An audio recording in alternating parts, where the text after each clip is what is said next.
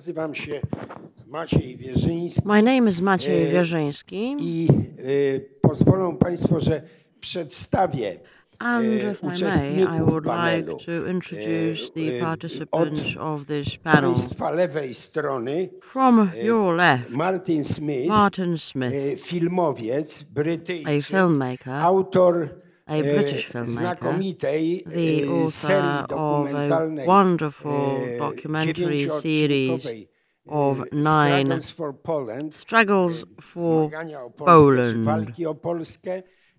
Ta seria była pokazywana That series was actually shown in the United Kingdom and the United States. I do not know whether it was shown in Poland because I was not living in Poland at the time. Nevertheless, I do believe that this is the most extensive documentary series about Poland made abroad. In the course of his work on the series, he actually met Karski, and this is when Martin also made a film about Karski. Stephen Mull, the ambassador of the United States to Poland, and I remember that at some point in time he was actually sent away from Poland, which I believe it was a great award given to him by the Polish state.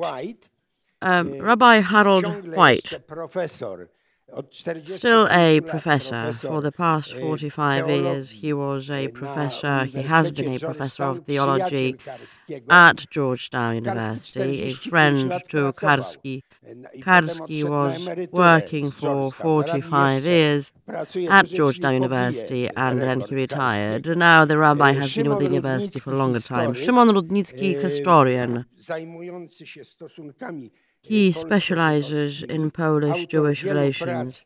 He is the author of many works. Let me quote just one, which has really appealed to me, focusing on the situation of Jews in pre-war Poland. Equally, but not exactly. Well, Karski met Rudnicki when Karski was working here as a Fulbright scholar. I remember that Professor Geistor asked Szymon to take care of Karski. Szymon was then a young university assistant, and his task was most probably to make Karski's lives easier.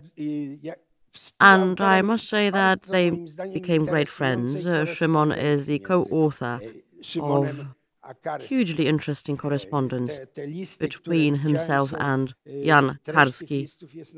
I've seen some of the letters, and I must say that their content is not only hugely moving, but adds to Karski's personality. Last but not least, Maciej Kozłowski, a journalist, historian, diplomat, former ambassador of the Republic of Poland to Israel, and the deputy ambassador of the Republic of Poland to the United States, an opposition activist, one of the highest sentences in the so-called Tatra Mountaineer trial. So we do have quite a few people here who have been awarded one thing or another by the Polish People's Republic. In the 1980s, was one of the first, I believe, to recall Jan Karski, thanks to their interview for the Tygodnik Powszechny Weekly. Maybe Stanisław Jankowski was another one who also managed to make Karski known to the broader public. I have already introduced myself to you. Now, why am I moderating this panel? Well, I was working for the Voice of America in the United States, and for that particular radio station I organized a series of interviews with Jan Karski. I must say that they were quite extensive, those interviews. Later on they were turned into a book. Dobrze się poznaliśmy. And I must say that we came to know one another quite well. I must say that when inscribing one of his books for me, he actually wrote with friendship. Jan Karski. So we became friends, which was a great honor for me. So thank you very much for letting me chair this panel. The title of the panel is The Unfinished Mission, which definitely offers a certain set of guidelines how to operate according to ethics in times which were not conducive to ethics at all. I do believe that there are not many eras, or we have had very few eras of times conducive to morality. Nevertheless, war is a very special period. It always makes excuses easier. It always makes making excuses for not sticking to high morality principles easier. And I must say that Karski remained moral in those very difficult wartime years. He placed his own life at stake, but also when taking a closer look at wartime drama, he actually had very close contact to what was happening at the time from the perspective of a Pole and from the perspective of a member of mankind, of human community. And in that particular context, I must say that talking to him was hugely interesting, not to mention the fact that, in my case at least, our conversations ended with more than one glass of whiskey. I am deeply convinced that my guests here will be able to add to that particular experience. Now, for the sake of logistics, we shall each be speaking for 15 minutes, or each and every one of my panelists will be speaking 15 minutes each. Upon which, or in the wake of which, we shall be asking questions of one another, and we will also have a Q&A session with our audience. I suggest ex officio that we hand over to Ambassador Stephen Mull. Thank you very much, Maciej, for this introduction, and thank you very much for letting me participate in this conference. Yes, indeed. We are going to be speaking of Jan Karski, his life and work. And I also believe that what the organizers have done is hugely important. I had the opportunity of meeting Professor Karski. To tell you the truth, Jan Karski was the first Polish person I had ever met. That was back in 1978. I was a student at Georgetown University, and I decided to spend the summer in Washington. In other words, I went to summer school. I attended one of the summer classes he tutored on the history of communism. We were meeting every day for a period of 6 weeks, and on day one, he walked into the lecture hall, into the room, and I must say that he was quite exotic to me. He was smoking all the time, before class and after class. And not only that, when he began speaking, it was with such an exotic accent, exotic to me. It turned out that he was actually tutoring the entire course of the history of communism, and he decided to be even more exotic. He pretended to be a communist. I knew absolutely nothing about him or his life story. I had heard gossip that he had been in Poland during the war, that he had played a very important role during wartime years, but he never told us anything like that in class. He was very modest, he was very much focused on teaching. And I must say that he was so effective and efficient in teaching the course that after several weeks, he made me believe that perhaps I was a communist myself, because he was so convincing in how he was teaching and what he was teaching that it became apparent that he had a very strong character. And I could see he was strong-willed, albeit I knew nothing about his earlier history. I must say that he was focused on his students and their needs. He was a very interesting tutor. He became my favorite professor of all my university years. I finished the course with an A, or a 5 or 6 on the Polish system. I also became a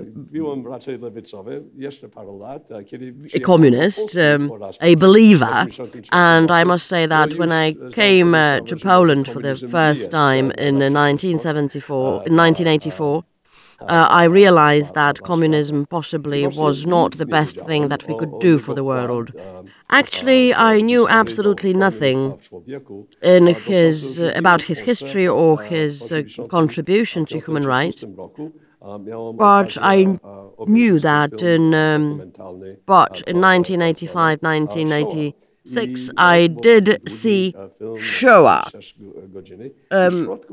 and it was quite a long film, and all of a sudden, in the middle of Shoah, what I saw was my professor, Jan Karski, and it turned out that this was his story. I saw him in Landsmann's film, and I must say that at no time during any of our contact in class had he mentioned anything. I must say that it was a great honor and pleasure for me to actually meet him again, to see him again, when he came to visit Poland in the 1990s, if memory serves. I had then the opportunity of thanking him for being such a great teacher, but also I told him how proud I was for having had the opportunity of meeting such a great personality and such a great human being who had played such an immensely important role for Poland. I must say that when I had met him years before, never did I suspect that I would meet him later on and find out more about him. But it was hugely important to me that he was the first Polish person whom I ever met, and it was a wonderful meeting point with Poland for me. He is such a great role model. He is a great model for Poles and for Poland, and I deeply believe that I'm going to keep him in mind as one of the greatest persons I had ever met. Thank you, Ambassador. Now we shall continue, and I suggest we follow the alphabetical order. Maciej Kozłowski. I met Jan Karski in 1976 in Chicago. And I must say I knew absolutely nothing about him before. Well, no one knew anything about him in the Polish People's Republic. He was banned from our history. And I must say that I was fascinated with our first conversations. I asked him for an interview for the Tygodnik Powszechny Weekly, and he said yes. I'm surprising me, I must say, because when I met him I was told that he was very reluctant to speak of his past. Even Steve just told us that students knew absolutely nothing about him. Well, he obviously went to Yad Vashem, he got the honorary citizenship from Israel, but usually he was very reluctant to speak of his achievements or of his wartime experience. But he said yes. We spoke for hours, several dozen hours we spent together, and I must say that I was fundamentally stricken by a very deep pessimism. he mainly spoke of what he had not managed to do, which is why I entitled the series of interviews Failed Mission. That was how I titled it, and that was the title of the first interview published in Poland. Later on, I had the honor and pleasure of seeing Karski when I was transferred to the Polish embassy in Washington. I must say that I had the pleasure of declaring that we actually became friends. We lived next door to each other. I met his wife. I asked her to make an appearance at the Polish embassy. And I must say that I consider that to be my great success, because he was not extremely Poland-friendly, so to speak.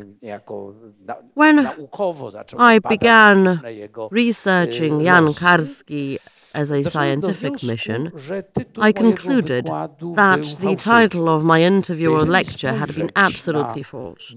Should we take a look at Jan Karski's mission, and should we understand that his entire life was a mission, we should definitely conclude that the mission was far from failed.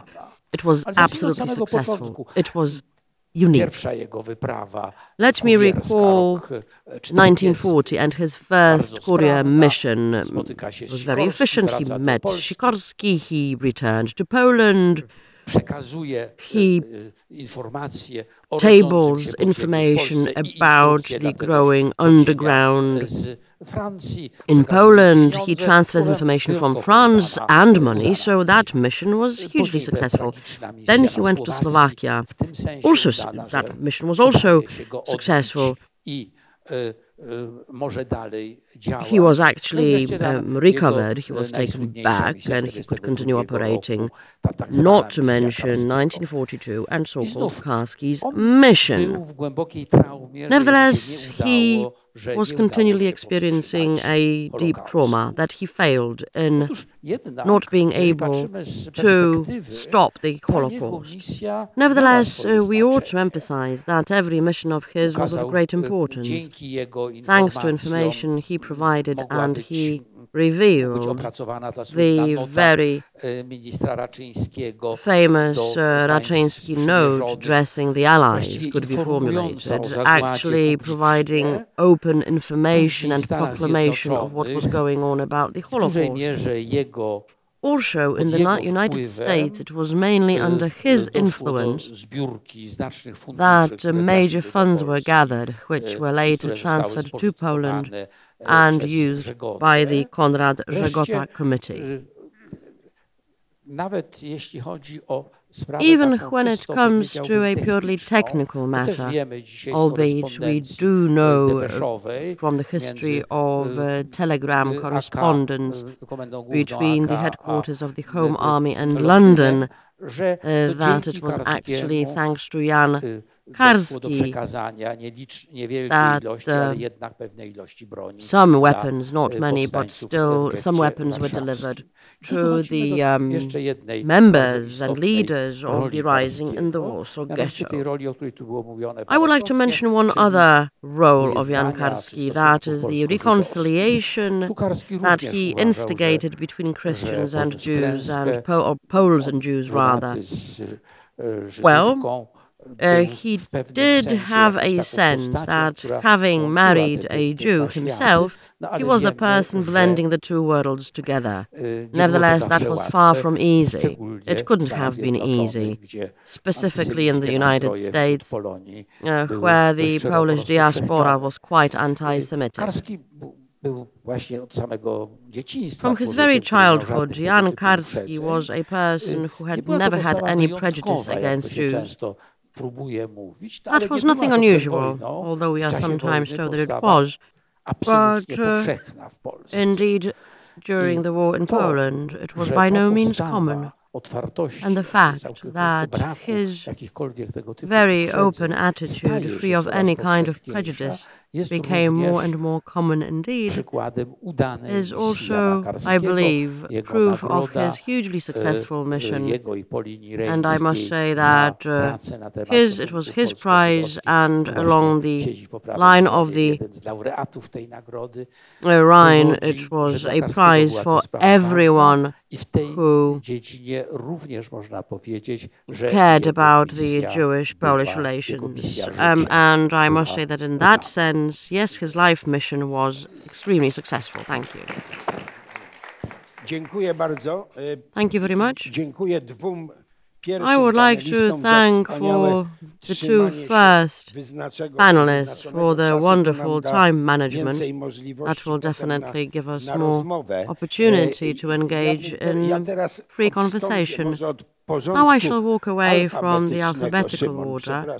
Shimon, I am very sorry, you should be speaking next. But in order to intermingle the Polish with the English, I will hand over to Martin Smith. Good morning. Can you hear me? Is my microphone working? This is good. I want to start with some audience participation. There is a very good exhibition about Jan Karski doing the rounds, produced with the aid of the Polish History Museum, Poland's Ministry of Foreign Affairs, and the Jan Karski Educational Foundation. It's called The World New. By way of contrast, I'd like to know how many of you uttered these words in 1946. What was the person who said this? I must say, I had no idea when the war came to an end of the horrible massacres that had taken place. The millions and the millions that had been slaughtered. That dawned on us gradually after the struggle was over. Don't worry, I'm not going to ask any individual for the answer, but will those of you who think you know the answer, who said this in 1946, please put your hand up. 1, 2, 3. Very interesting. Thank you very much. But I'm not going to give you the answer now. You'll have to wait a few minutes for it. Memory and responsibility is the theme of this gathering, and it's something I've tried to hold close to throughout my filmmaking life. At the age of 75, I probably got more memories than many of you here today. The older I get, the more my memory tells me that the people of Christian Europe, like the powerful in the rest of the world, have flourished and are flourishing as a result of theft, murder, and genocide. Perhaps you want to say, I'm unable to believe you. Perhaps, as Jan Karski was told by President Roosevelt, you believe that your country is destined to become a land of where justice and freedom will prevail. Reaching for an endorsement of the words theft, murder, and genocide, I'll turn to the German Jewish philosopher and critic Walter Benjamin. There is no document of civilization that is not at the same time a document of barbarism.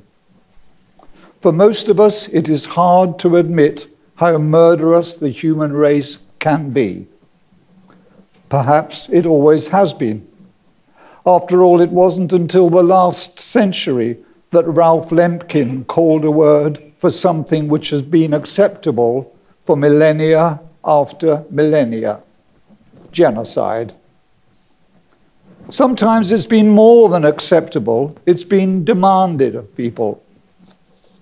In what my society call the Old Testament, there are several examples of the Lord Almighty demanding his followers to kill all the men and women and children of the Hittites, the Amorites, the Canaanites, the Perizzites, and more.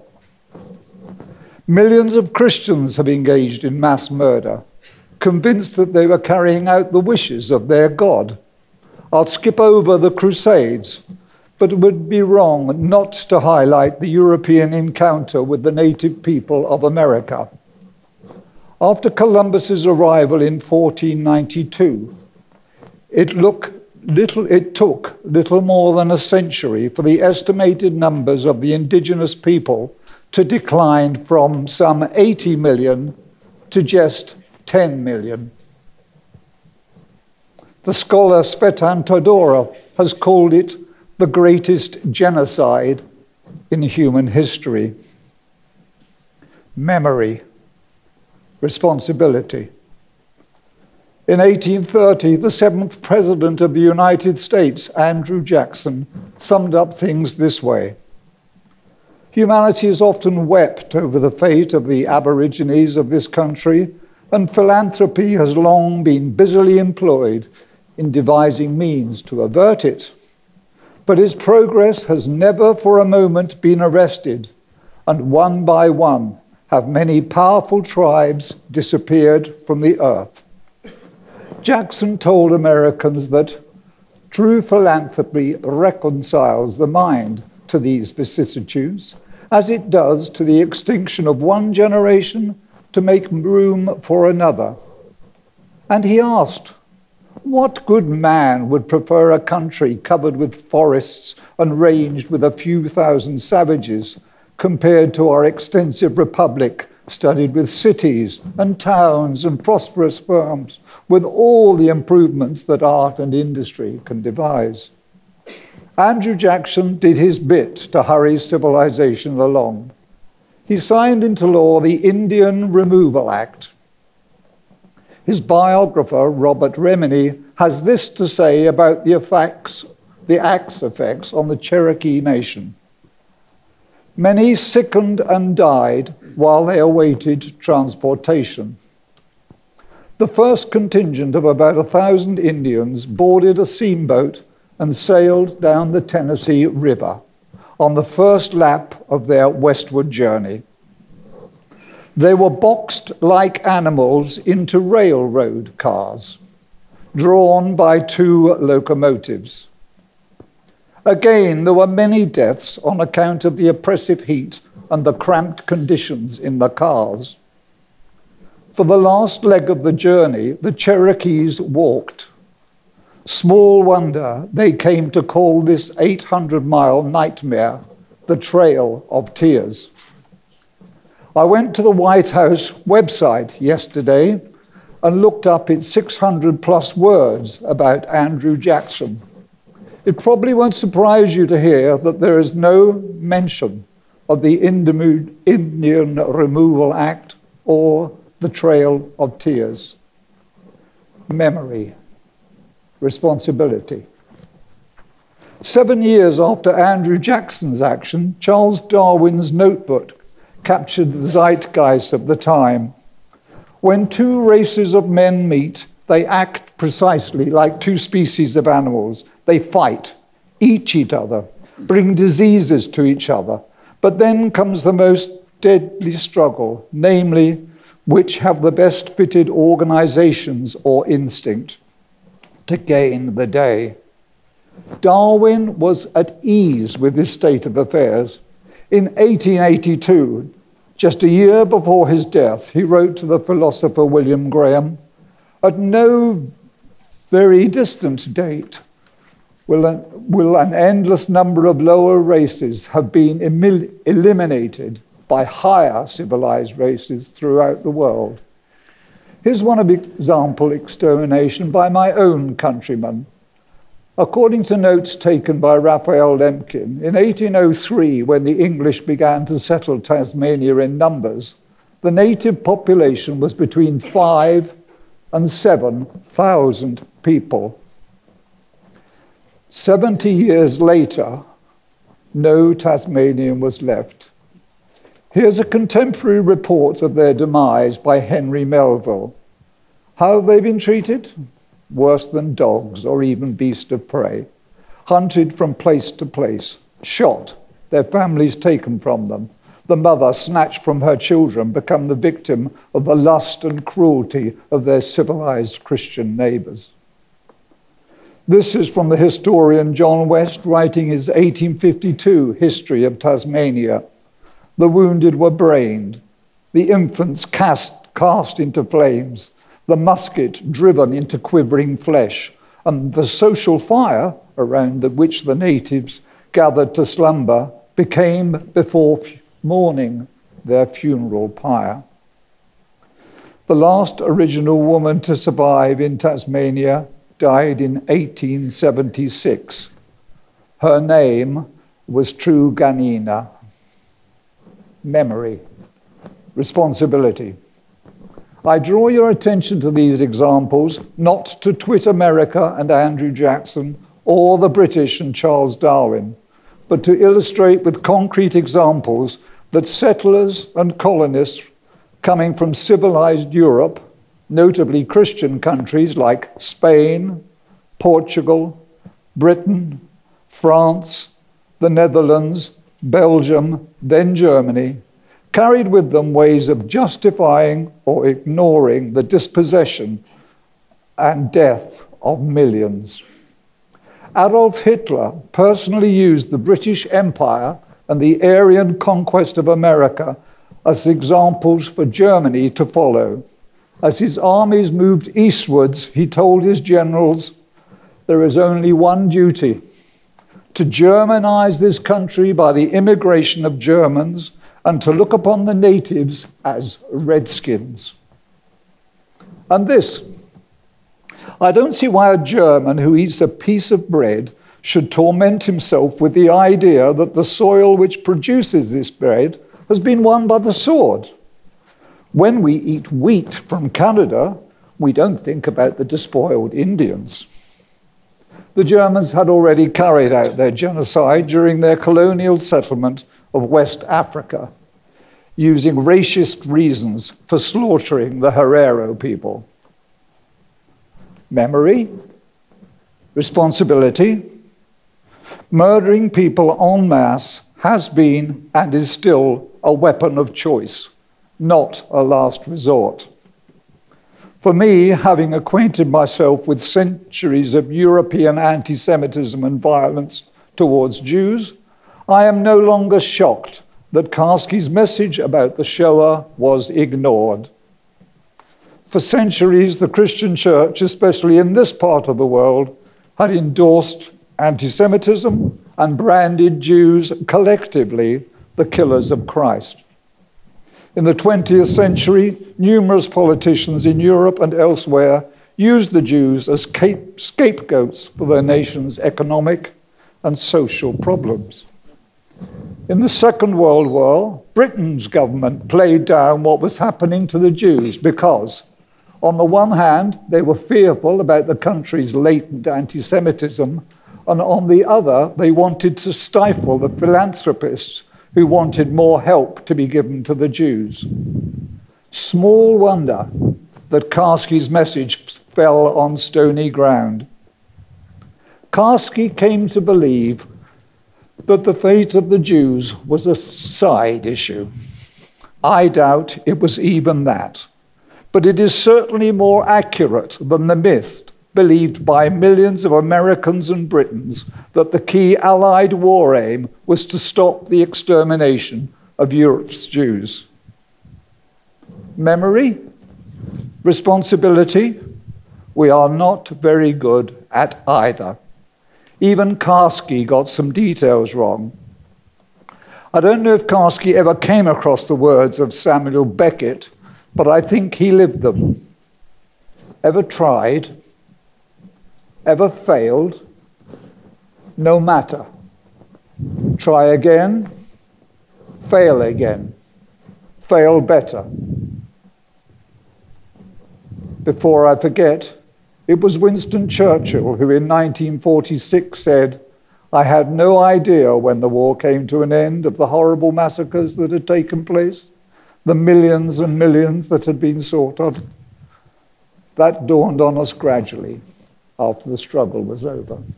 Thank you.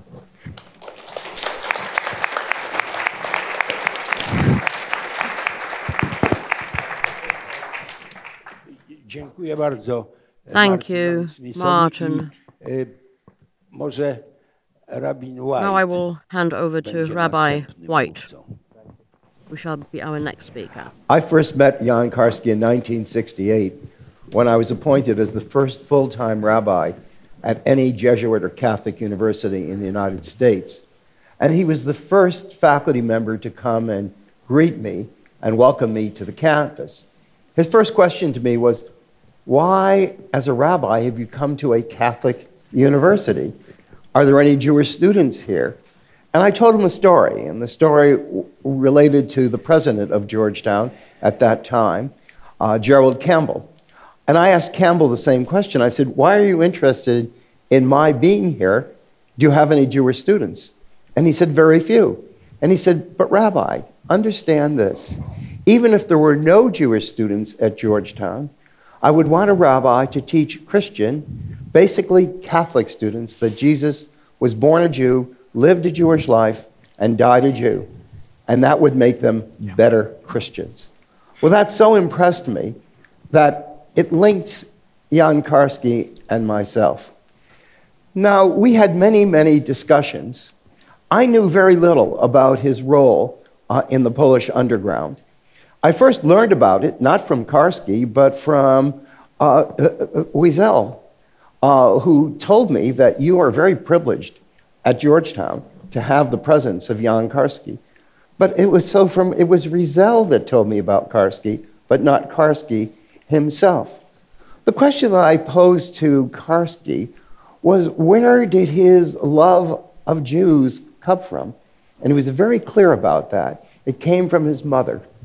And he described his mother as telling him, and this was prior to Vatican II, long prior to Vatican II, that the Jewish people are our brothers and our sisters, and we must embrace them with love. And he said, Rabbi, this is what affected me at an early age, and I have my mother to thank for shaping my views towards the Jewish people. Now, he and I had many, many discussions about genocide, and he learned that Raphael Lemkin was related to me through marriage.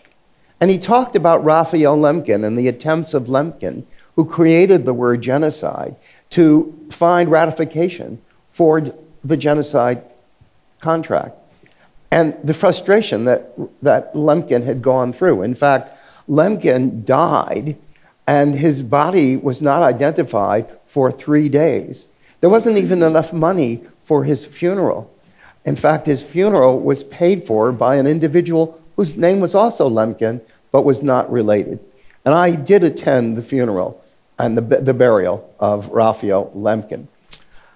Again, Karski never talked about what he had done. The only thing I knew about him, and that was again from Wiesel, was his infamous meeting with Franklin Delano Roosevelt, FDR, and with the Secretary of State, Cordell Hull, and Felix Frankfurter. But other than that, I still did not know about him. He then approached me because he knew that I had actually instituted at Georgetown a campus-wide commemoration of the Shoah. This was long before I had seen the film. And he said to me, Rabbi, you know I have a wonderful idea for you. And I said, what is that? And he said, my idea is that you commemorate the Shoah with the Armenian genocide. And I said, I think that would be a wonderful thing. And he said, I'd like to be the first homilist, the first speaker. And I'll never forget the moment. First of all, he told me, he said, you know what Adolf Hitler said about the Armenian genocide? And I said, no, I didn't know. And he said, well, when Hitler was discussing and being talked about what he planned, he said, did anyone really care about the genocide of the Armenian people? And so the program occurred. It occurred in Dahlgren Chapel, which is the chapel, the University Chapel of Georgetown. And we had a Jewish choir, we had an Armenian choir. We had myself as the rabbi and two Armenian Orthodox priests. And Karski began to speak. And as he spoke, he choked up. And he turned around to the Blessed Sacrament, and he said, Jesus, forgive me for not having done enough. And then I understood why he had been so silent. He never thought that he had done enough. And silence was his mode of repentance for feeling that what he had done was not sufficient. Thereafter, we had a series of conversations about the possibility for Jewish-Catholic dialogue. It's very interesting to me that it was Karski who told me about the books that I should read about the historical Jesus, because up until that time, I knew very little. And he recommended that I read Gezer Vermey's Jesus the Jew, and I read it. And he said, now you have to teach a course on Jesus the Jew at Georgetown. And so I instituted that course. And then he told me about a second book. And he was very convinced about the accuracy of this second book. It was called The Case for Religious Fratricide. And it was written by Rosemary Ruther, who was an outstanding Catholic theologian, and Paul Van Buren, who was a Presbyterian theologian at Temple University. And the thesis of this book is that the Holocaust really brought about an understanding of Jewish-Catholic relations, and that the Holocaust really brought about John the 23rd's conviction that the Vatican II was necessary. And the thesis is this, is that originally Jews and Christians, the early Christians, considered themselves Jews, and that they considered themselves brothers and sisters. But as it happens in human life, the child often denies its parent because the child wants to be independent of the parent's authority. And so for centuries, the church moved away from Judaism. In fact, the history of the church actually related more to Athens and to Rome than to Jerusalem. And one of the basic theses of Vatican II and John the 23rd was that the church had to return to its Jewish roots, to Jerusalem. So Karski believed this, that after the Holocaust, the Christian world looked at its parent that had been destroyed and realized that the child had not done enough to save the parent. And that led to a sense of reconciliation of the child with the parent. This had a very profound effect upon me, and it encouraged me to create an institute at Georgetown. And Jan Karski was very, very significant in the creation of this institute. It was called the Program for Jewish Civilization. Now, Karski understood Judaism in a way that most Christians did not. Karski realized that Judaism was more than a religion, that it was a civilization, and that that civilization embodied three elements: polity, peoplehood, religion, and nationhood, and that you could not separate them. And he understood, therefore, that Israel was an essential part of Jewish civilization, and that you could not separate Israel from the rest of Jewish civilization. It was he who inspired me to create at Georgetown the Program for Jewish Civilization, which has now been in existence for 12 years.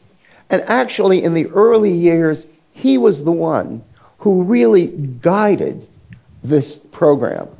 And it's just become a center, and I'm so sad that he is not alive to know and understand what he helped create. I felt at times as if he were a brother. Actually, I'm 82. He was older than I, and I really looked at him as a father figure. And in fact, in preparation for coming here, I went with the cultural attaché of the Polish embassy and a very good friend of mine from Georgetown to visit Karski's grave. And I said Kaddish, the mourner's prayer for Karski, and that it touched my heart in such a way, so that I'm very pleased to be here. He was a noble man, he was an elegant man. When you walked into a room and saw him, he didn't have to say a word. His presence was so effective. And that is why he indeed deserved the honors that he received, many of them posthumously, as one of the most righteous Gentiles of the past century. Thank you.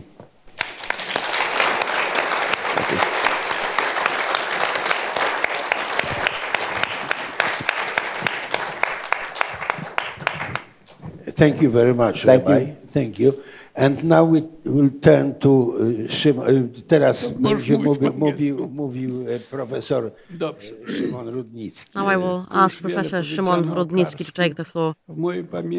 Many things have been said about Jan Karski. I remember him as a tall and slim man, or thin, to call a spade, and he was always immaculately dressed. A stony face. He expressed his emotions very rarely, usually by nodding his head, not by his mimics. He was an introvert. He preferred listening to speaking, and he was also a very modest man. He never considered himself a hero, although everybody knew about his courage. He once told me that when walking the streets of Warsaw, he was never afraid because it was a liaison who actually carried all his papers. Whenever speaking of Karski, we should remember what he was all about. He was about faith, statehood, and morality. Well, with regard to faith, he was a Catholic, a believer, a practicing Catholic. He was cooperating with the movement of the revival of Poland, and they said goodbye to him with a mass before he traveled to the West. He offered his Virtuti Militari cross to a Catholic church on Devon Street in London. When he was given the medal of the righteous among the nations of the world, he said, having received the honorary citizenship of Israel, I reached the sources of my Christian faith. He ended his speech by saying, I hope that our Creator, whom we love and whom we are trying to be obedient to, gives us courage and morality to overcome hatred, fanatism, racism, anti-Semitism, religious intolerance, and bigotry. And I hope that our Creator will remain with all of us forever, for all ages. Amen. This is how he saw faith. With regard to statehood, he was deeply a man of the state. He believed in the interest of the state before his own. He grew up in a love of Piłsudski. He was the head of the Legion of the Young in the Lwów province. That the purpose of that legion was to bring up a young generation of Piłsudski's followers. He was a follower of his older brother. Definitely his brother's position in the military helped his career. After graduation, upon graduation, he became secretary to Drimmer, the grey eminence, the brains behind the Ministry of Foreign Affairs. It should not be precluded that his brother's contacts under occupation allowed him to be granted trust and selected as a courier. Obviously, it was also to his great avail that he knew the foreign languages. Before the war, each and every diplomat was required to speak 3 foreign languages at least. He also had an amazing memory. He could repeat any text that he read or heard. He traveled to the West as an avid follower of Piłsudski. Nevertheless, when he found that Sikorski's government are very loyal, he also became loyal to them. He was definitely a Piłsudski follower in the world of anti-Piłsudskis. He fulfilled all the tasks entrusted to him by the government in exile and by underground authorities. Then he became an emissary rather than a courier, later on with a specific political mission to fulfill. His trip to the United States was the most important one of all. He was then entrusted with the mission to inform the US government and the UN of what was going on in Europe and in Poland. His meeting with Roosevelt made history. Nevertheless, I personally believe that his work in the United States, to the purpose of disclosing what was going on in Poland, much more important. He was actually the first person to inform the Western society on such a scale what was actually going on. His book was distributed among more than 100,000 Americans.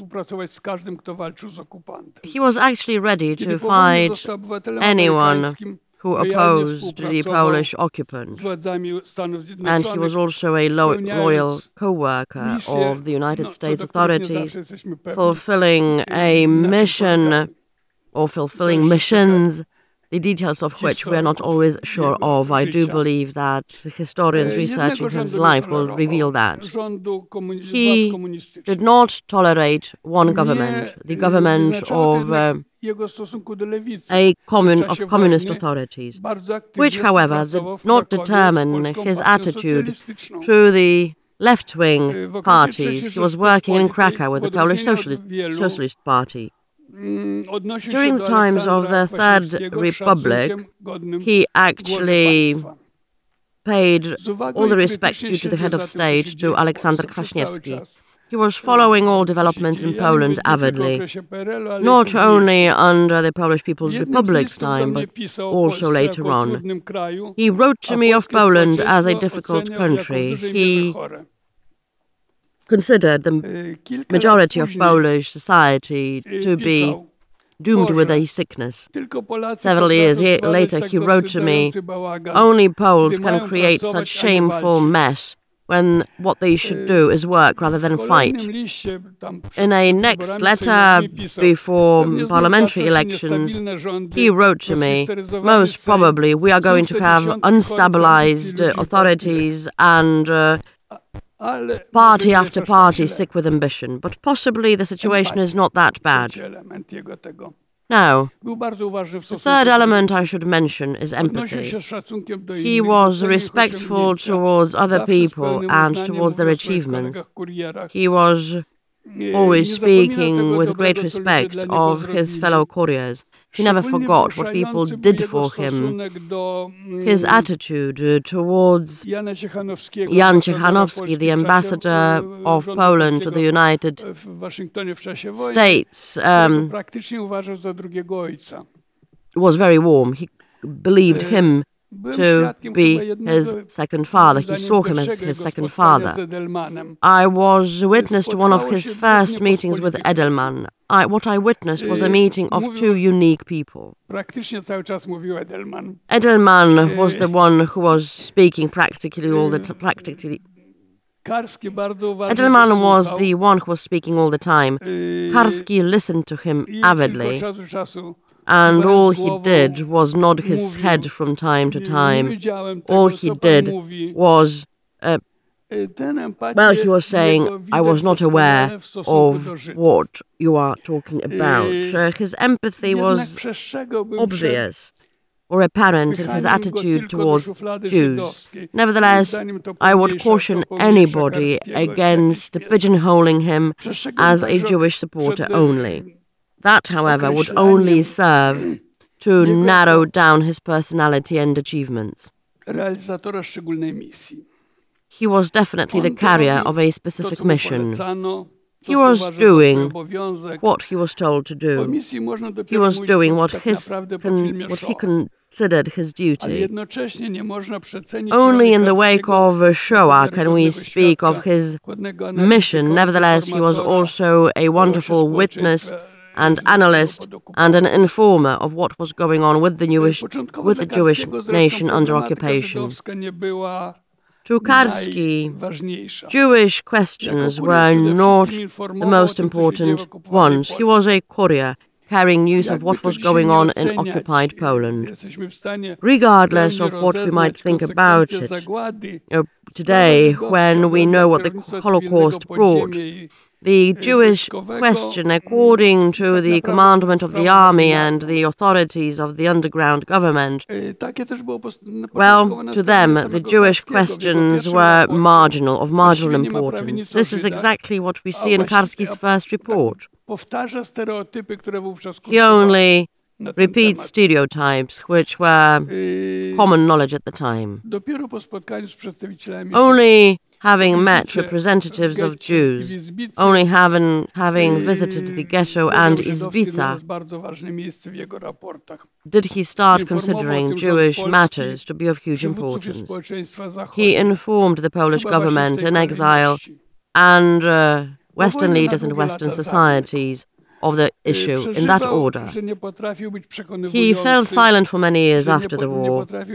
He was deeply moved and shocked by the fact that he could not be more effective. He was deeply moved by the death of Ziegelbaum, whom he had informed of what was going on in the Warsaw ghetto.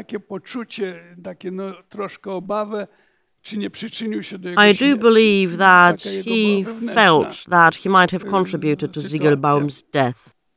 Los Żydów pozostawał dla niego także ważny dzięki żonie Polinie Rejskiej, której cała rodzina zginęła podczas okupacji. His wife, Polina Rejska, a Jewess, had also opened his conscience. Her entire family had died during the war, and in the wake of Landsman's Shoah, he became much more known. Everybody remembers the 45-minute speech he gave as part of the movie.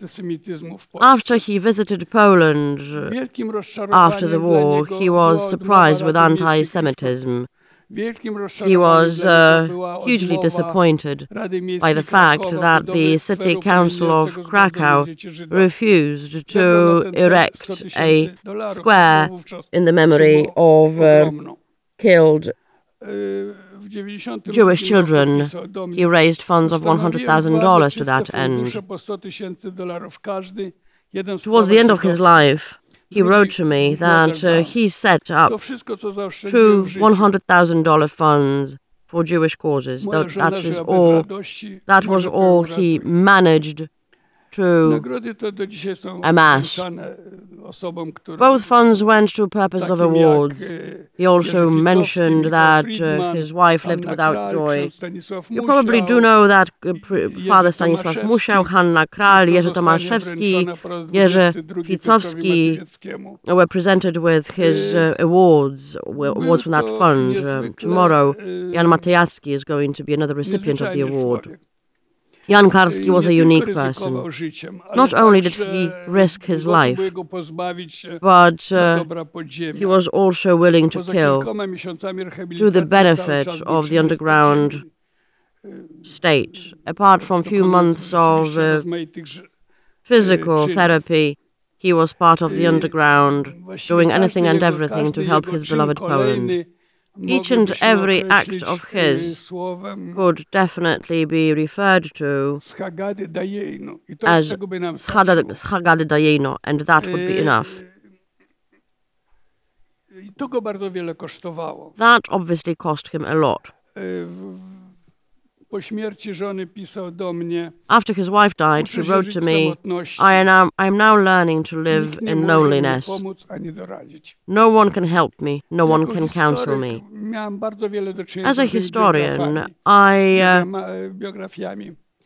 encountered many biographies, and I must say that Jan Karski is one of the few individuals with a history of facts which cannot be judged negatively.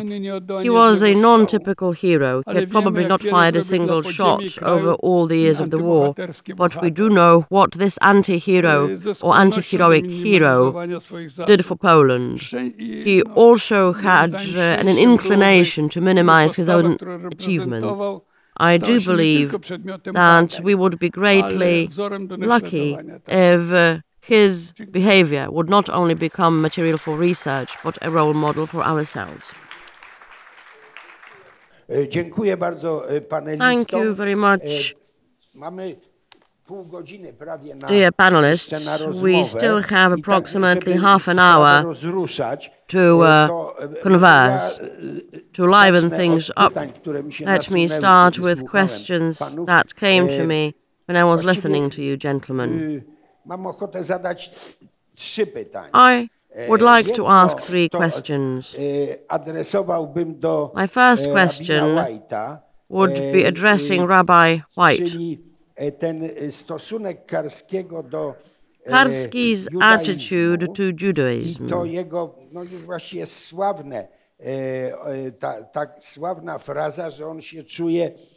I would like to address his famous phrase that he feels to be a Christian Jew. I would like the rabbi to comment. How can we understand that?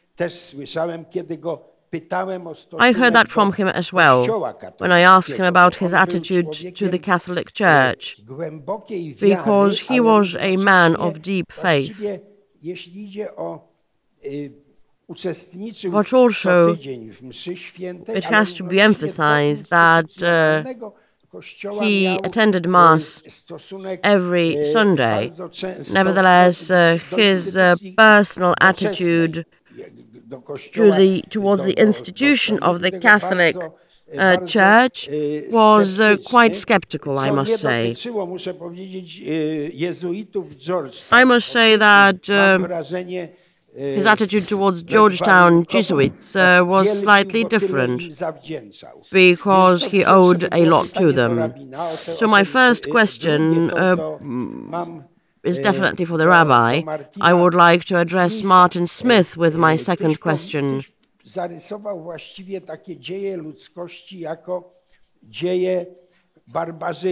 You spoke of the history of mankind as a history of barbarism. I asked a similar question of Karski. Maciek mentioned his pessimism. I asked Karski whether all that experience which had become his fill, well, given that experience, does he believe in any kind of progress of mankind at all? I asked him whether the sum of misery and suffering does not change as the years go by. And I must say that it's quite specific what Karski told me. He said it is obvious that mankind changes. In Western civilizations, the slavery of the Americas is over. Torquemada is dead. People live longer and better. It is obvious that mankind does achieve progress. Nevertheless, changes take place so quickly that many strata of the society cannot keep up. In other words, I was surprised by what he said. Nevertheless, I must say that he was quite historically optimistic in what he said. This leads me to the next question, if I may. It seems to me that it would be difficult for us to describe him in a single word. He was such a complex personality that he cannot be simplified or pigeonholed. In terms of his assessment of politics, he was very realistic, and he was free of any illusions. Nevertheless, on the other hand, since he was very much aware of how things were, or what things were during wartime years, he decided not to just stand there or become a bystander, but he decided to sacrifice everything he could. At the same time, he minimized anything and everything he did. He was also highly critical towards anyone and everyone who decided to speak of of their achievements and who tended to glorify the achievements of their own countries or of their own governments. I must say that he was severely critical towards the government of the Second Polish Republic and the results of their work. At the same time, he became loyal and he remained loyal and faithful to the ideas of Marshal Piłsudski. This leads me to my third question. I would like all you gentlemen to respond, but Szymon and Maciej in particular. Do you believe that Jan Karski was in any way a typical personality for the generation he was brought up as part of? What I have in mind here are specifically his patriotism and his responsibility for the Polish state. He was definitely Piłsudski's man who had to operate among Sikorski's men, among people who usually opposed Józef Piłsudski. Without going into detail, this is what I have in mind, and probably you are going to be much better at explaining the question. Let us start with the Christian Jew and Rabbi White. Jan Karski loved Georgetown, and he loved Georgetown because he felt that it had not lost its commitment to Jesuit idealism, cura personalis. He believed that the purpose of an education was not to get a job, but the purpose of an education was to make you a better human being. Now, Georgetown is a very interesting institution. It's the oldest Catholic university in the United States. It was founded in 1789. And it was founded by John Carroll. And when it was founded by John Carroll was not a Jesuit because the Jesuits had been outlawed. So John Carroll was a victim of persecution by his own church. And when he founded Georgetown, he did not found it as a seminary. He founded it as an institution, a college of higher learning for all peoples. And all peoples would be welcomed. And so it's interesting that the first graduates of Georgetown consisted of 3 people. The first was a Catholic, William Gaston. And William Gaston was to become the first Catholic congressman in the Congress of the United States. The other 2 people, students, were the nephews of George Washington. Now, a remarkable thing happened in 1792, namely the first commencement at Georgetown. And who was the speaker? George Washington, the President of the United States. Now, this was a period of time when Catholics really didn't enjoy favoritism within our country. But here was a president, an Episcopalian, giving an address at a Catholic university. And that really was the spirit of Georgetown. Now, one of the interesting things about Jan Karski, he was very curious about my views of organized religion.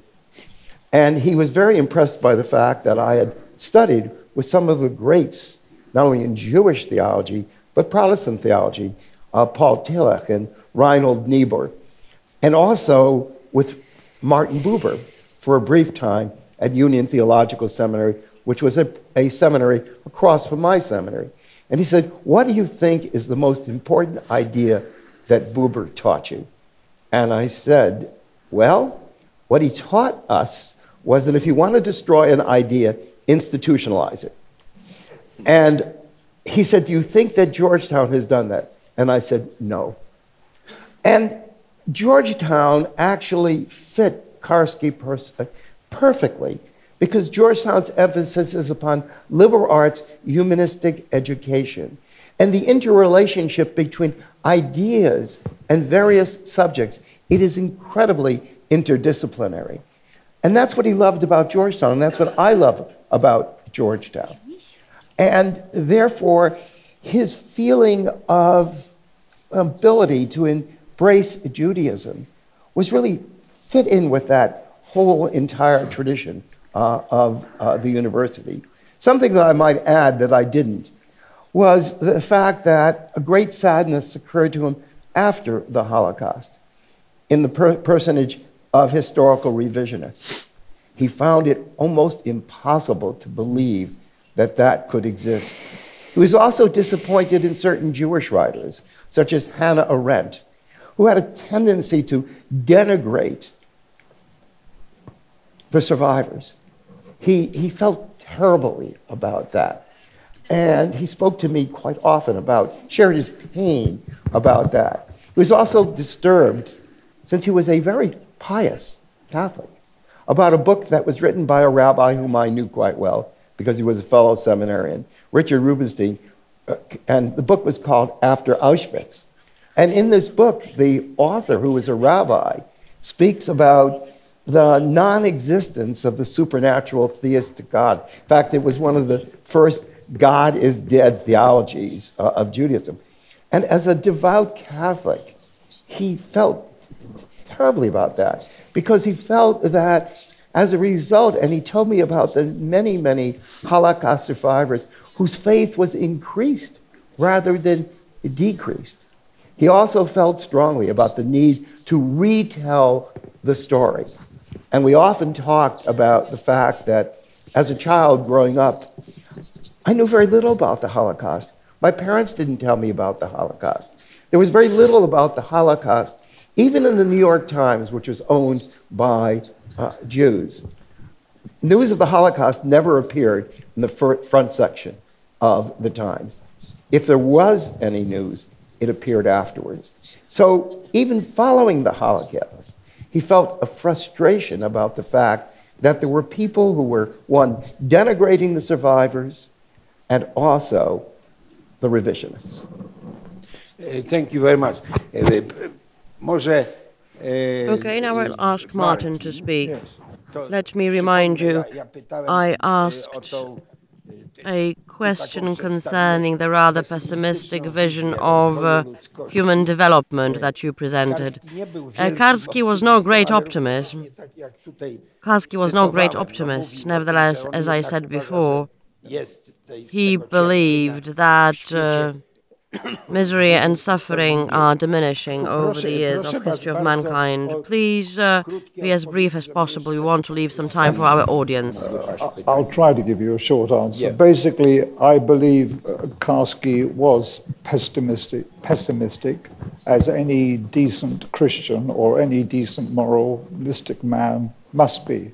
I asked him immediately after the cameras turned off from having been filming him for a long while. I said to him, Professor Karski, with all that you've just told me, what do you think about religion? Where is your religion? He suddenly became enormously angry, and he almost spat at me and said, I'm a Roman Catholic Jew. Mm-hmm. No messing about with him. I mean, we've heard a lot about Karski, but if I could say that I went to a very short film interview with Karski. I was only with him a few minutes when I got what Rabbi White got, which was an amazement that this man was before me. I had very little film in those days. Film only ran 10 minutes. I sent out my researcher to find a place in Washington where she could buy me more film, because I decided that I would put this man on record for as much as I could, and for more than an hour I was sitting with Karski. I would tell you that if you want to hear Karski in his own words, his own testimony, I have re-released this film, which contains nothing but Karski talking about things. And I think his words are very important. But if I could come back, I think the reason for pessimism, for example, of Karski, I would draw attention to what Rabbi White was saying about the Armenian tragedy. When I was at the Holocaust Memorial Museum, I was in charge of the development of the permanent exhibition. And one of the things we wanted to do was to make very plain that there have been further acts of genocide, one of which was the Armenian tragedy. The prominence of this fact was squeezed down and down and down because various people were being lent on by Israeli diplomats and friends of Israel because they didn't want the Armenian tragedy dealt with very much because Turkey was the only Islamic nation with diplomatic relations with Israel. This is what happens with memory. This is why you always have to be responsible. I have a firm understanding. If somebody wants you to take a line about any issue, you oppose them and you ask what the other reasons are. Never take it as read from me or anybody else what the score is. You are responsible for your memory and you are responsible for what you do. Thank you very much. And now one of the two gentlemen here. Maciej, Szymon, okay, I will start. Let us not squabble. Well, on the one hand, he was a very typical representative of the young generation brought up in the Second Polish Republic. And they are definitely worth compliments. We owe them our awe for what they did. On the other hand, we have to bear in mind that that generation was brought up in anti-Semitism and they remained under the influence of the national movement. And I must say that Karski was quite non-typical because he believed himself to be a part of a nation which was experiencing the dying of the Jews. Well, yes, he was definitely a typical representative of his generation. I agree with that, but even more so. What do I mean? Well, I believe that he personified anything and everything that the generation could offer in terms of the best that they had. Patriotism, for example, as proven during the Warsaw Rising, for example. Heroism of the greatest form. But he was also absolutely free of certain party behavior. We often forget that. We believe that the interwar period, and specifically of occupation, to be a period of heroic battle. Nevertheless, hatred was quite typical, and he was free of that hatred. And also what Szymon said is true, that he was absolutely free of any forms of anti-Semitism. Anti-Semitism obviously had many shades or flavors, but he was absolutely free of that. To him, the very idea of categorizing human beings depending on their ethnic origin was preposterous. I do believe that his marrying a Jewess is ample proof of that. She was also, I must say, quite unfriendly towards Poland, and this proves Karski's attitude to the topic. She was not only a Jewess, she was anti-Polish. Let me add one more thing there too. We know nothing about Karski's belief from before World War II. Possibly he could have changed during the war, because his first report does not show any deep inclinations towards the Jews or sympathy towards the Jews. Yes, indeed, but we do know that he had quite close connections to the Łódź community of Jews. He was brought up in a very open family, which was by no means common. It was rare. A little bit on that. But shortly, yes. I think Karski was conflicted. Karski was serving the interwar Polish government and from 1935 to 1939. It was steadily issuing more and more anti-Semitic measures. I don't think Karski ever objected. I've never heard anything about that. I believe that his conversion to what he thought about and humanity towards Jews was part and parcel of his experiences during the Second World War. I think before he went into the ghetto and the camps, he was like most Poles, which is that they are separate. They may be all right, but I don't care particularly. I don't like them. Maybe his mother did say that to him, but that would add to his conflict if in serving the government, which was coming out with many anti-Jewish measures, he would worry about where he stood. I think he was a man of deep conscience and deep principle, but I'm not convinced he was philo-Semitic before the Holocaust. Thank you very much.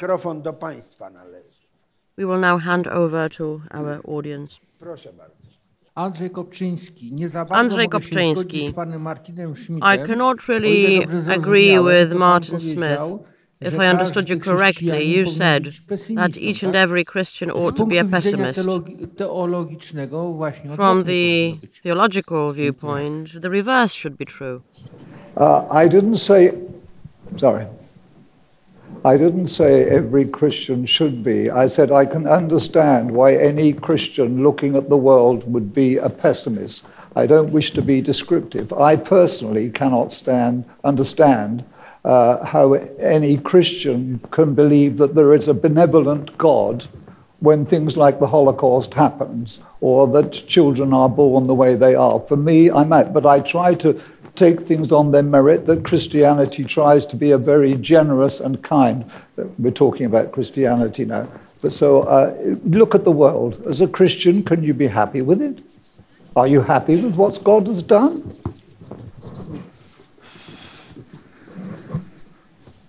May I speak to that? Maciej. Yes. Rabbi, the Rabbi I think wants it's to add very something. important to remember what Elie Wiesel said, that the question is not where was God, but where was man? And not to have a theology of the Holocaust, but to really understand that the Holocaust was a sin of humanity rather than of God.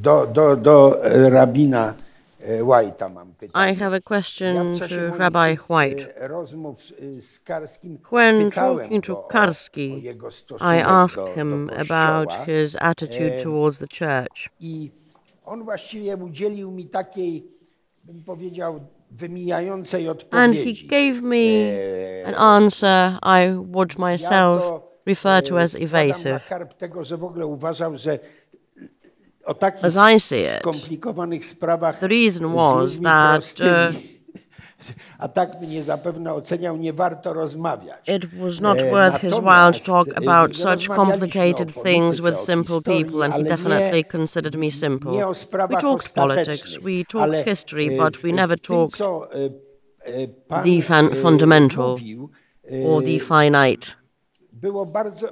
Nevertheless, from what you said, I concluded that he had very much in-depth theological interests. Nie przeczytał tego, ale w tej wersji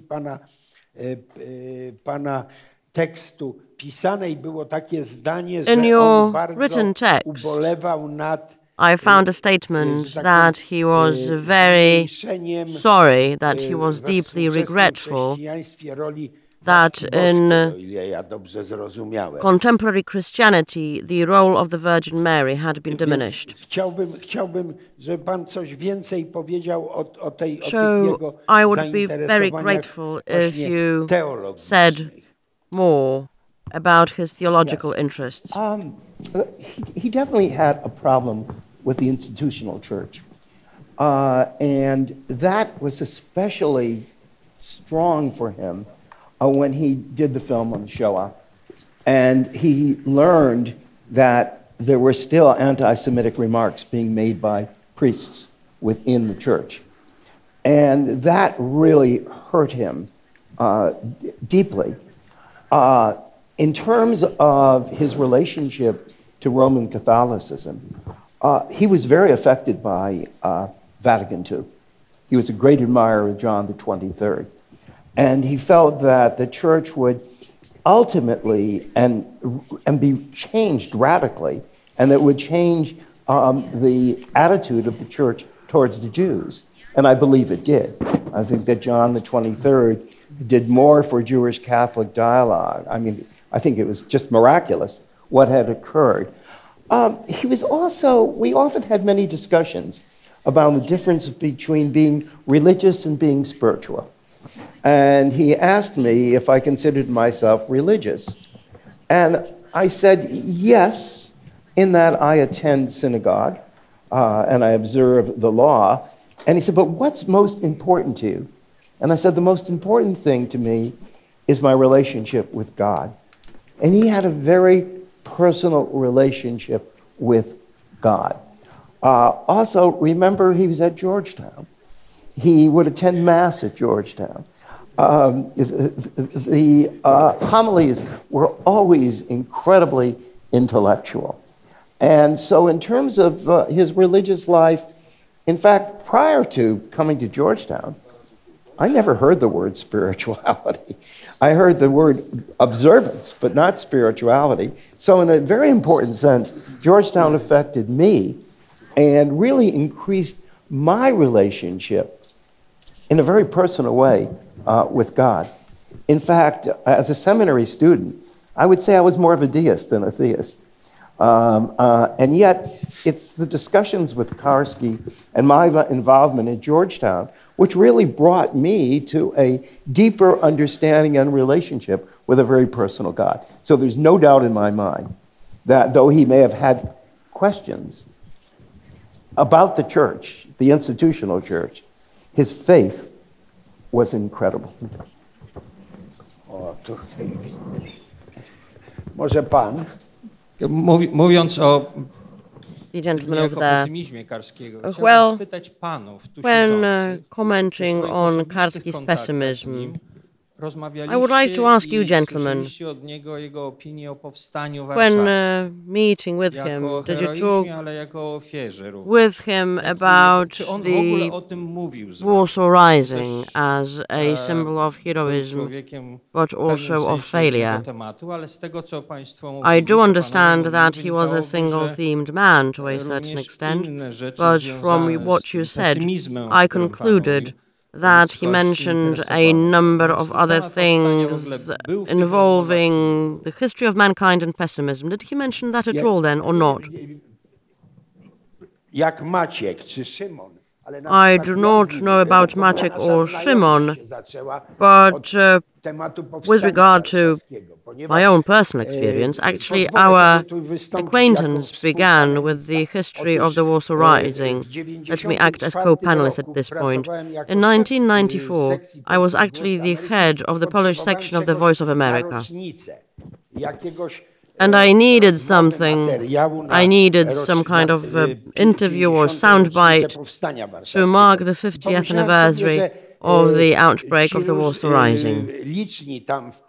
And I concluded that we have many heroes of the underground living in Washington, D.C. Nevertheless, they had been asked question after question over the past years, while at the same time I was very much aware of Karski's arguments when it comes to the effectiveness and efficiency of underground war. This was when I concluded that the topic itself could be hugely interesting in conversation. I expected a radical criticism of the Rising, and I must say that he surprised me. In the interview, he said that, yes, indeed, the Warsaw Rising was a tragedy. Nevertheless, he also said that it was unavoidable. He repeated it in other interviews as well.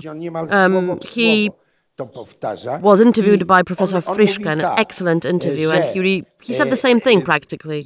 What he said was that even if the command of the Home Army had not given the order for the Rising to break out, the Rising would break out anyway. It would either have been provoked by the Soviets with the underground, obedient to the Soviets, acting as the intermediary, because the political profit would have been obvious, or we would have had spontaneous acts of resistance or spontaneous activities against the German on a lesser scale would have transpired anyway.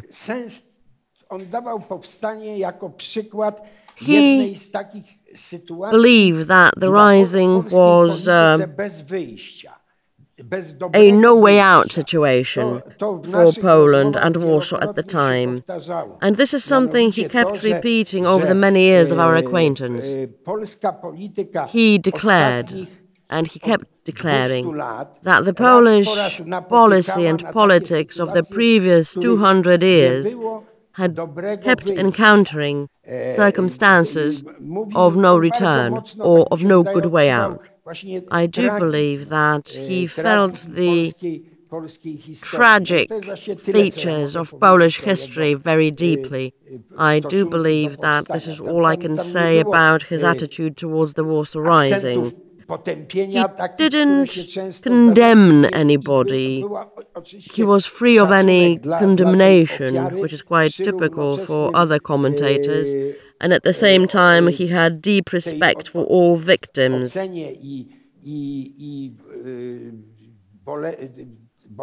Assessment notwithstanding, and the pointless victims notwithstanding. Nevertheless, he did not mention any kind of political profit, because I had heard such comments as well, that, okay, this happened, but it brought some profit.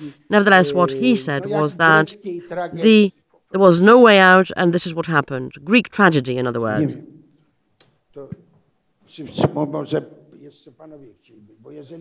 Any of my colleagues? If not, Professor Nowak. Professor, please. Andrzej Nowak, Jagiellonian University. I wanted to thank for the very beautiful comments in this panel, specifically by Rabbi White, Martin Smith, and Professor Rudnicki.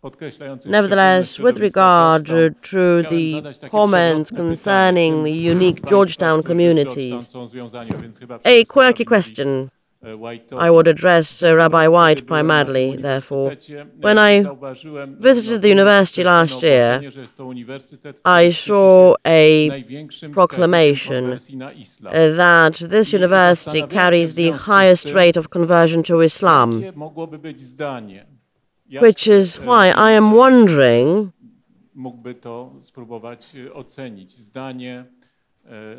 what could Karski have thought of it? Rabbi, what do you think? What would Karski have thought? A man of empathy and moral sensitivity, how would he have seen this, possibly, as a search for God, without any irony, in our laicized world? Or do you think that, given his Catholic identity, do you think he could have seen that as a discomfort, as a phenomenon proving that the world is taking on an unwelcome direction? So this is what I would like to hear. But the rabbi and also one other gentleman mentioned a very specific attitude of Karski towards John the 23rd. In that context, what was Jan Karski's attitude towards Pope John Paul II and his policy towards the Jews? Was Karski's attitude towards the two popes identical or different or more critical? In regard to Georgetown, actually, Georgetown was not only the university to appoint a full-time rabbi, the first in the country, but also the first university to appoint an imam full-time. And Jan Karski had a great deal to do with that. Jan Karski wanted Georgetown to reflect fully the children of Abraham. And the children of Abraham embraced both Jews, Christians, and Muslims. And he felt very strongly about that. In fact, it was he who encouraged me to invite the imam and Dennis McManus, who is a priest, to teach a course on the children of Abraham. And it was the first and only course where the three of us taught at the same time. It wasn't three different discussions, but the three of us taught at the very same time. And it was very interactive. And he was very, very pleased with that. He was always also very pleased that probably the closest relation at Georgetown between religious organizations was that of the Jewish Student Association and the Muslim Student Association. So he was very, very, he felt strongly about that. He was also very disappointed that Georgetown actually created a program which is called the Program of Christian-Muslim Understanding, but Judaism wasn't included. And he was very, very upset about that. In relation to John Paul II, he didn't particularly like John Paul II because he felt that he was a strict constructionist in terms of Catholic thought. But what he did appreciate was John Paul II's embrace of the Jewish community. And that he greatly admired the Pope for.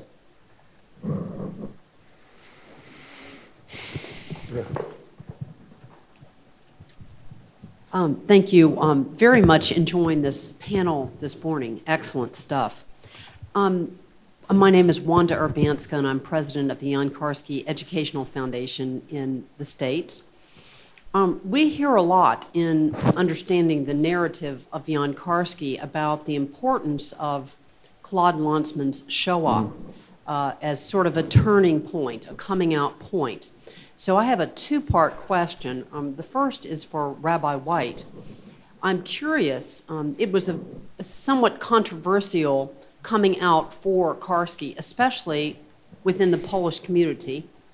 And recently there have been some a revision in, say, for example, Tom Wood's biography of Karski, some new material about Lanzmann and the sensitivities with the relationship with Karski.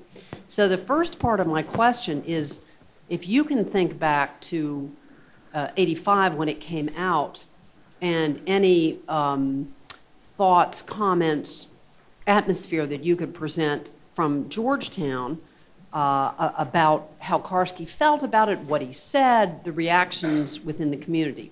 Now that's the first part. Do you want me to hold Maciej on the second part, which is for Mr. Smith? Or? I'll give the second part too. Go ahead and give the second part. Okay. The second part is to Martin Smith, whose marvelous interview with Karski was screened last night at the Museum of the History of Polish Jews, which is a sort of an unvarnished, straight-through interview with Karski, including some of those mistakes of memory to which you alluded. So we've always heard that Karski was very reluctant to grant his interview to Lanzmann. So I'm curious about how you were able to arrange the interview, or if he gave one and he started to be sort of loosen up in his interview granting. And secondly, how you would contrast your work with the work of Lanzmann's. So, Rabbi. Actually, I think he was quite disappointed that the film was never shown at Georgetown. And he was quite disappointed that there was very little discussion of the film at Georgetown. In fact, we do have a film program at Georgetown, and one would have thought that that would have been part of our film program. The fact is, it wasn't. But I think he had contradictory feelings about the film. He did not expect to experience the anti-Semitism in Poland that he did. And that was very, very difficult for him. And he didn't speak very much about the film. I didn't even know he was in the film. I didn't even know anything about the interview until I heard about the film from a source other than Georgetown. So I think there was a real a sense of conflict. I think he was disappointed that it wasn't the basis of discussion at Georgetown. Of course, he taught in the government department rather than the film department and the theology department. But I think he really expected that there would be some interdepartmental discussion of it in some way, and it never occurred. No, he would never be one. But let's say something very clear about him. He was a very humble man. He was a silent man, but he could be a tiger when he wanted to be. And that's very important to recognize about his persona. we spoke about the Armenian episode.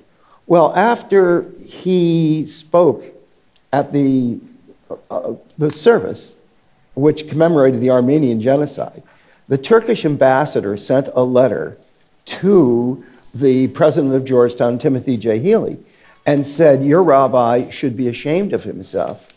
We all know that those Armenians died as a result of an influenza epidemic, and we hope that this will never occur again.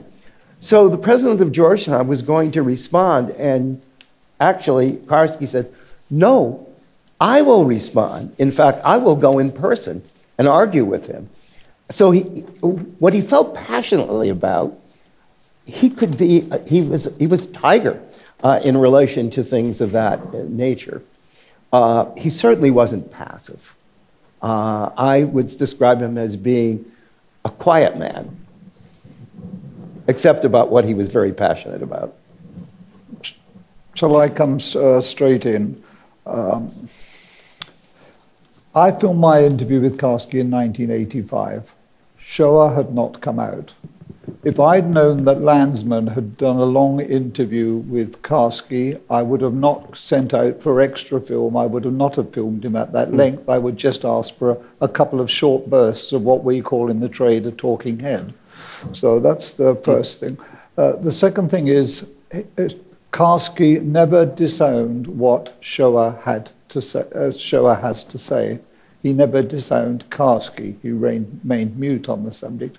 I believe that Shoah is a genuine masterpiece, and I think it needs to be seen by anybody who considers themselves serious about the Holocaust.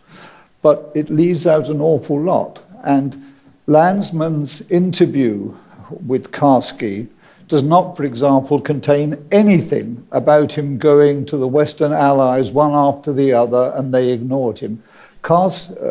Landsman's obsession was with Poland and Poland Catholic and Poland Jews, and that affects the film. So it goes that way. The interview that I had with Karski was altogether different. It was not an interview as such. As Karski once said, I switched on his tape recorder. I gave him a subject, I let him speak, I didn't cut it. Now, I've tried my own 9 hours of film, but my own 9 hours of film is not 9 hours about Karski. It was an attempt as an outsider to look at Poland's history in the first 3/4 of the 20th century. So my interests were rather different. So you shouldn't confuse the two. I think Landsman's film is brilliant and it should be seen. I just wish that more could be done to encourage a wider understanding of what Poland is to the world. I wish that there was something in film or in theatre which equals some of the writings of Norman Davies and others. But one can't have everything in this world, as Karski knew only too well. Proszę bardzo. Just for the record, czyli tylko dla uzupełnienia tego, co powiedział pan Martin Smith. Nazywam się Ewa Wierzyńska. Studiuję Karskiego od 4 lat mniej więcej. I Landsman I would like to just say for the record that Landsman recorded 8 hours with Karski. Fragmenty opowieści o jego spotkaniach z przywódcami i te including his stories of his meetings with the leaders, and that was the film Karski's report. It was actually shown yesterday at the Poland Museum. I don't know if Martin knew that. Exactly. Piotr Wróbel, University of Toronto. I have a very brief question. W czasie wojny, zarówno we Francji, jak i w Anglii, during the war in France and England, Karski talked to the group of most important Polish politicians. Do our sources tell us how they reacted to his reports?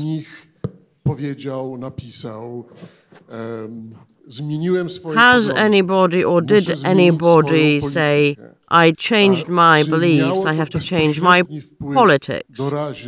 Did that to any extent impact the behavior of Polish politicians, or any politicians for that matter, in the West during wartime years? It must have. I mentioned that before. Karski's report gave rise to Raczyński's note or Raczyński's memorandum addressing the Allies. And I must say that such had been the position of the Polish government expressed in a full and comprehensive manner. Nazwijmy to, bo to nie tylko była kwestia przekazania, dlatego że ten jego raport dotarł do Londynu wcześniej. His report reached London before Karski did. Probably you do know that he was obviously part of the system. The intelligence actually handed that over. Raczyński wrote his memo before Karski arrived to London. We could assume, although we do not have 100% certainty, that Karski's direct report had actually impacted the final version of the memorandum. The memorandum was finally dispatched in December, whereas Karski made it to London in November. I would like to mention one other matter which might be unknown to you, ladies and gentlemen, with regard to Karski's beliefs before the war and his attitude towards the Jews before the war. Szymon said that we have no evidence. Martin Smith said that the Polish government was anti-Semitic. I would polemize with that, but polemics are not the purpose at this point. Nevertheless, let me point one other thing out. Karski was a close cooperator with Tommy Drimmer, something mentioned before. In 1939, Drimmer was working very closely with Jabotyński. Jabotyński came to Poland. He requested assistance for Jewish struggles in Palestine. Poland said yes, and actually handed over $40,000 for purposes of weapon purchase, and ultimately, Drimmer was the person responsible for those bilateral contacts. We may assume, in great probability, that Karski knew about it because he was very close to Drimmer, as has been said. Moreover, in Andrychów, in the south of Poland, a training course was organized for Jewish troops, and we might assume that Karski was aware of it. We can declare with absolute certainty that at the time, Polish government was very close to Jabotyński's organization. Well, yes, but the government was close to Jabotyński because Jabotyński wanted to take the Jews out of Poland, and at the time, the government believed that Jews should leave Poland, which is exactly why the contacts were as close as they were, whereas different government statements seem to prove that the attitude was not all that friendly. I must come in here because I think that this really does cause for concern. It seems to me that for the Polish interwar government to effectively say, yes, we will pump money in to get these people out of our country is actually a denial of the position that Pilsudski and maybe people like Karski had, that you had a multi-ethnic community.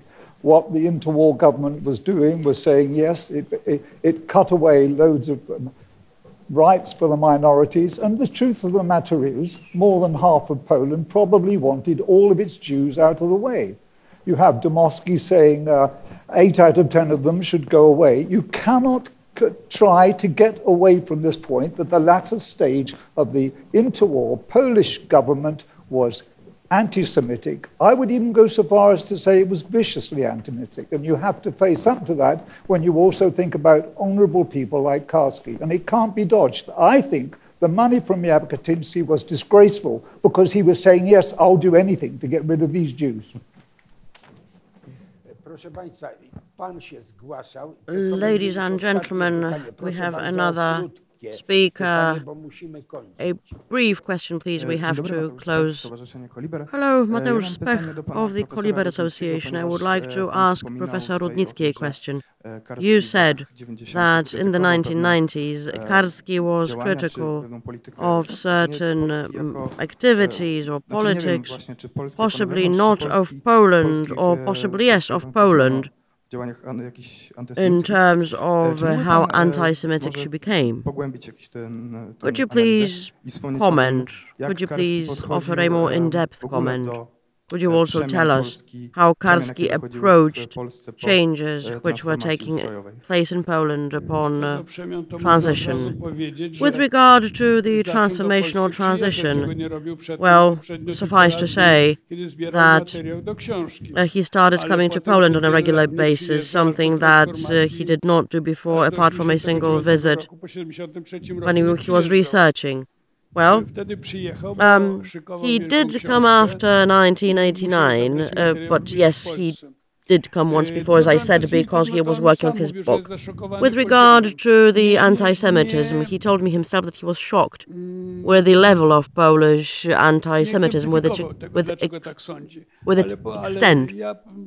He didn't give us any examples. Nevertheless, let me reiterate, he was really shocked when the City Council of Krakow refused his initiative. The City Council of Krakow said that they cannot agree to a square dedicated to Jewish children because Krakow does not have a square named after Polish children. This is something I recall clearly.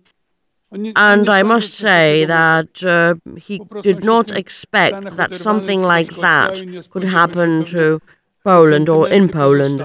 He was living in the States, and certain sentiments kept his thoughts of Poland intact. Thank you very much. We have to now close slowly, but just for the record and as a pendant to what has been said, with regard to Polish independence, obviously Karski was enthusiastic about Polish independence, but when it comes to the other matter, anti-Semitism, he was deeply concerned, very deeply concerned.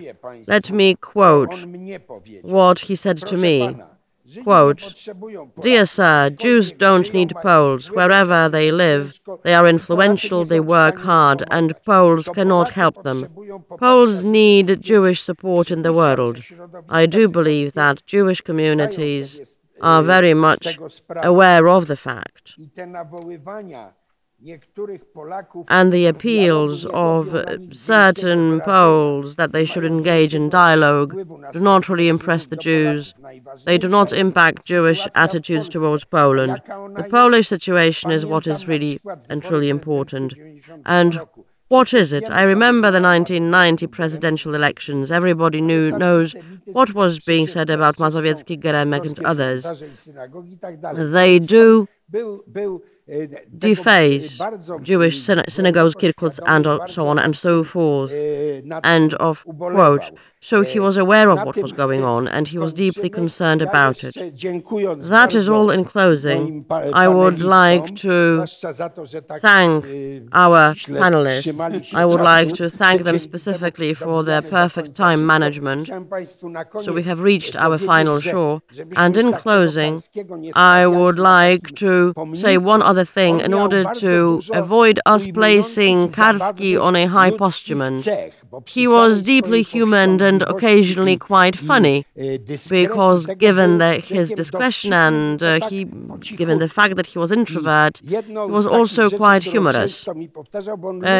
He really liked provoking people. He liked saying provocative things. And whenever he said anything like it, he said, "Please do not quote me. And if you do, then I'm going to refuse that this is what I said." Thank you.